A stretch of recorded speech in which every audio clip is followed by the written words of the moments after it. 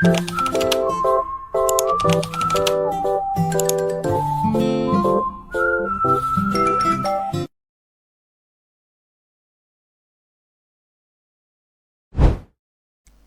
اهلا بيكم في فيديو جديد. فتحنا برنامج فيتيوب استوديو عشان نظبط الاعدادات الخاصة بالكاميرا. انا لما بحط الكاركتر بتاعتي فيه مش بتتحرك، فالمشكلة دي بتواجهنا في بداية فتحنا الابليكيشن. لسه من البداية بتبقى لسه الاعدادات ما اتظبطتش، وهي مش حاجة صعبة. انا مجرد بس هختار الكاركتر بتاعتي بعد ما انا ضفتها وتعلمت ان انا ضفتها.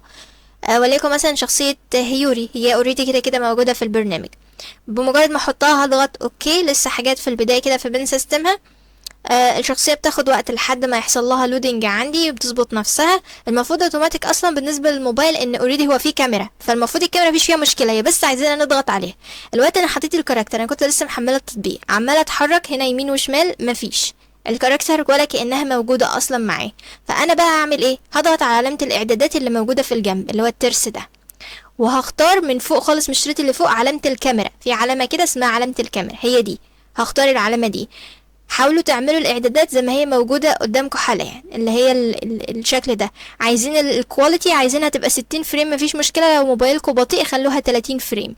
اطلعوا بقى بالاعدادات اللي فوق دي، او بالحاجات اللي فوق دي. الحاجات دي هي اللي مهمة بقى. في عندنا السنسيتيف بتاعة العينين، واللي انا حساسية بتاعة العين وكده. فالحاجات دي لو انتوا حابين تظبطوا فيها على حسب شخصيتكم كان بها. اهم حاجة بالنسبة لي هي السنسيتيف بتاعة الماوس، يعني حساسية الفم وحساسية الابتسامة، خلوها كده في حدود 71 68 كده، في الحدود دي.